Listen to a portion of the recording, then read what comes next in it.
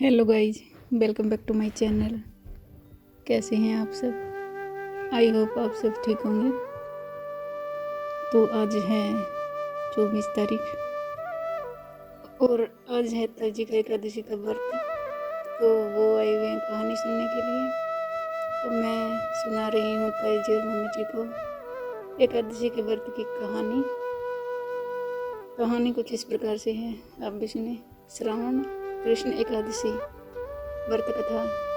कुंती पुत्र धर्मराज युधिष्ठिर कहने लगे कि हे भगवान, आषाढ़ शुक्ल देवशनी एकादशी की कथा मैंने भली प्रकार से सुनी। अब कृपया करके श्रावण एकादशी की कथा बताइए।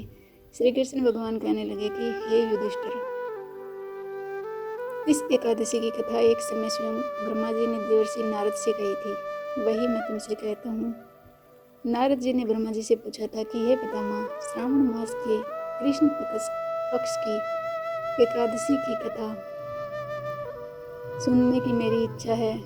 उसका क्या नाम है, क्या विधि है, सो उसका महात्म्य क्या है, सो कृपया करके कहिए। नारद जी के ये वचन सुनकर ब्रह्मा जी ने कहा, हे नारद, लोकों के हित के लिए तुमने बहुत सुंदर प्रश्न किया है।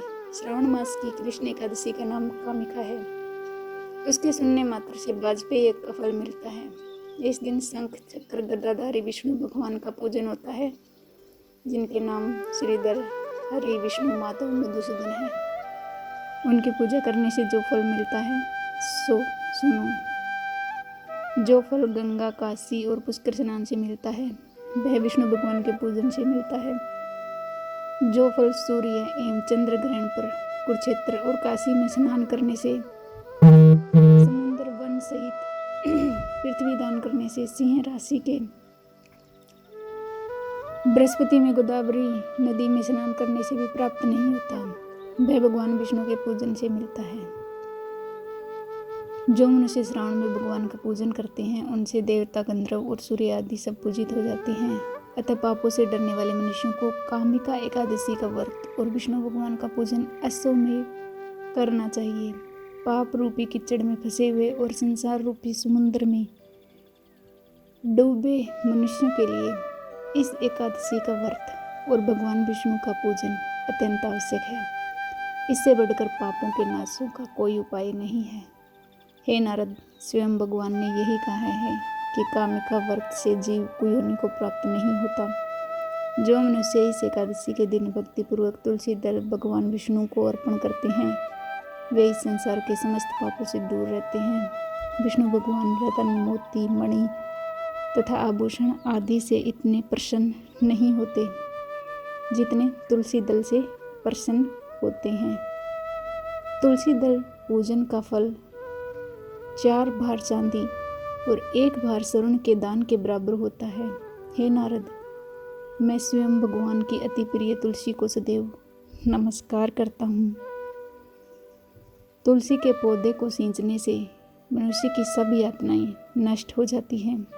दर्शन मात्र से सब पाप नष्ट हो जाते हैं। कामिका एकादशी की रात्रि को दीपदान तथा जागरण के महात्म्य का चित्रगुप्त भी वर्णन नहीं कह सकते।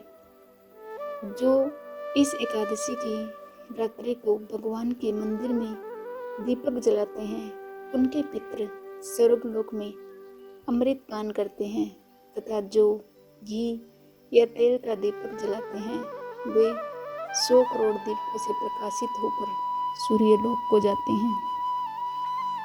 ब्रह्मा जी कहते हैं, हे नारद, ब्रह्म हत्या तथा भ्रूण हत्या आदि पापों को नष्ट करने वाले इस कामिका एकादशी का व्रत मनुष्य को यत्न के साथ करना चाहिए। कामिका एकादशी के व्रत का महात्म्य श्रद्धा से सुनने और पढ़ने वाला मनुष्य सभी पापों से मुक्त होकर विष्णु लोक को जाता है।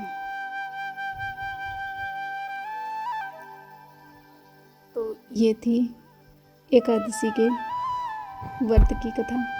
वीडियो पसंद आई तो लाइक करें, शेयर करें, चैनल को सब्सक्राइब करें।